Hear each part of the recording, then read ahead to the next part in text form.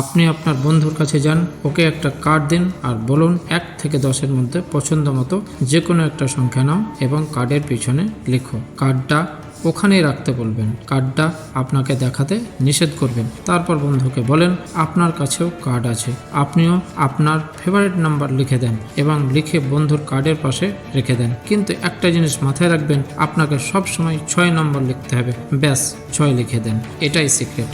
এবার বন্ধুকে বলেন তোমার যে ফেভারিট নাম্বার আছে না, সেটা তুমি 2 দিয়ে গুণ করো, গুণ করে তোমার পাশে যে অ্যান্সার এলো তার সাথে আরও 2 যোগ করো, আর 2 যোগ করে তোমার যা এলো তাকে 5 গুণ করো, 5 গুণ করার পর যা এলো তা থেকে 4 মাইনাস করো, আর 4 বাদ দেওয়ার পর যে ফাইনাল অ্যান্সার এলো এটা ভালো করে দেখো। আর অ্যান্সার দেখার পর বন্ধুর প্রথম কার্ডটা উল্টিয়ে দেখিয়ে দেন এবং বলেন এই দেখো তোমার ডিজিট এবং এটা আমার ডিজিট, 2 ডিজিটকে দেখিয়ে বলেন তোমার অ্যান্সার এসে গেছে।